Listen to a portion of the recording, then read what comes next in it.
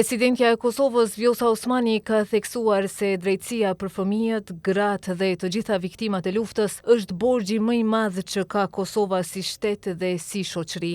Osmani u takua me drejtorin e Institutit për krime të kryera gjatë luftës në Kosova dhe Hetemi, teksa tha se ky institucion mban gjallë kujtesën e krimeve të kryera nga Serbia ndaj popullit të Kosovës, transmeton Kosova Press. Instituti nuk është vetëm arkiv, është ndërgjegjja e kombit ton, dëshmia e sakrificës mbi të cilën u ngrit liria jon. Prandaj e vërteta e dokumentuar do të dëgjohet dhe do të jetoj, ka shkruar Osmani në Facebook.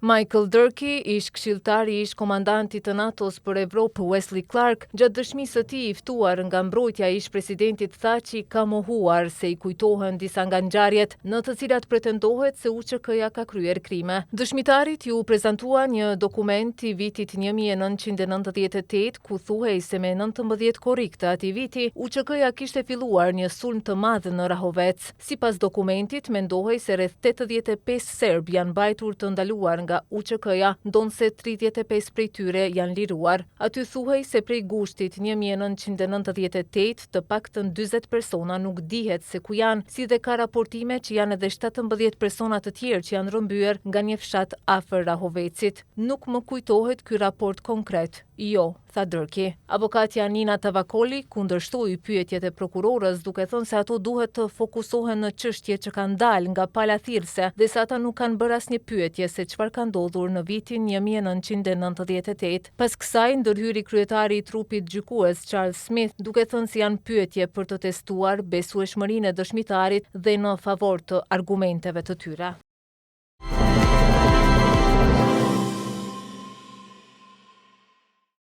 Seanca gjyqësore ndaj dy të akuzuarve për spionazh është shtyrë për datën 20 nëntor. Kjo pasi i akuzuari Bedri Shabani deklaroi se nuk është në gjendje të mirë shëndetësore. Seanca pak më parë u ndërprej përkohësisht ku ishte ndaluar edhe prezenca e medjeve. Fillimisht pas kthimit nga ndërprerja e përkohshme e seancës, kryetari i trupit gjykues Rahman Beqiri tha se gjykata menjëherë ka kontaktuar qendrën e paraburgimit në Gjilan, ku përmes emailit ka kërkuar sqarime lidhur me gjendjen shëndetësore të akuzuarit Bedri Shabani. Ai tha se nga doktori i kësaj qendre Ngadnim Rexhepi janë njoftuar se i pandehuri Shabani me 11 nëntor është lajmëruar për konsult tek mjeku i Burgut, ku edhe është vizituar me pretendimet për ankesën që kishte. Ai tutje tha se të akuzuarit i është rekomanduar terapi dhe konsulta tek specialistët përkatës.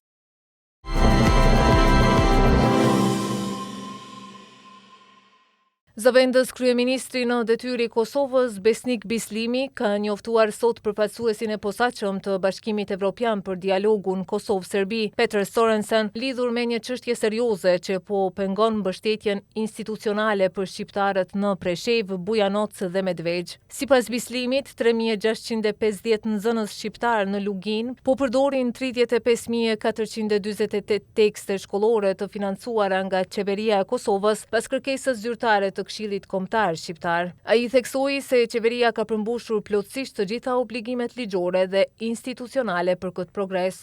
Ky nuk është një gabim teknik, por një model i qëllimshëm administrativ që synon të pengojë mbështetjen e ligjshme për komunitetin shqiptar në Lugin, ka deklaruar Bislimi duke shtuar se praktika të ngjashme janë vërejtur edhe në anulimin e vendimeve të KKSH-s për subvencionet bujqësore për fermerët shqiptar.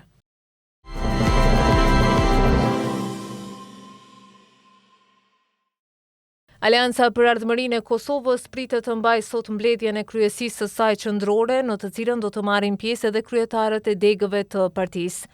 Sipas burimeve brenda AK-s, në këtë mbledhje do të diskutohen zhvillimet e fundit politike në vend, me theks të veçantë përgatitjet për zgjedhjet e reja parlamentare në rast se ato do të shpallen. Gjithashtu temë diskutimi do të jetë edhe rezultati i zgjedhjeve lokale, ku AK ka arritur ta konfirmojë fuqinë e saj politike në 5 komuna: Gjakov, Suharik, Rahovec, Deçan dhe Klin. Takimi është paraparë të fillojë në orën 17.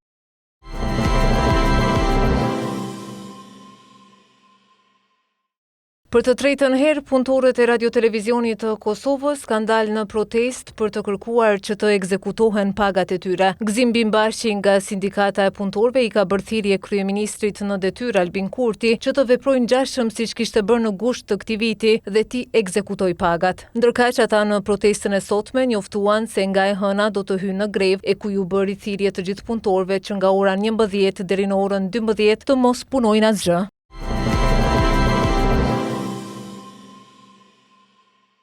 Presidenti Amerikan Donald Trump e ka nënshkruar projekt ligjin për rihapjen e qeverisë dhe përfundimin e mbylljes së saj më të gjatë në historinë e Shteteve të Bashkuara të Amerikës. Ai e ka nënshkruar dokumentin për të financuar qeverinë deri në fund të janarit, pasi atë e kanë miratuar Dhoma e Përfaqësuesve dhe Senati. Në zyrën ovale, Trump ka thënë se qeveria do t'i rinisë operacionet normale, pasi njerëzit janë dëmtuar aq keq nga mbyllja 43 ditore. Shumë shërbime qeveritare janë pezulluar prej tetorit dhe rreth 1.4 milion punëtor federal kanë qenë në pushim pa pagesë ose kanë punuar pa paga. Edhe ndihmat për personat me të ardhura të ulta ishin pezulluar, si dhe trafiku ajror ishte çrregulluar me fluturime të anuluara apo të shtyera. Shërbimet qeveritare pritet të rikthehen në ditët në vijim, ndërsa situata në trafikun ajror pritet të stabilizohet para festës së falënderimeve, kur shumë amerikan kthehen në shtëpi.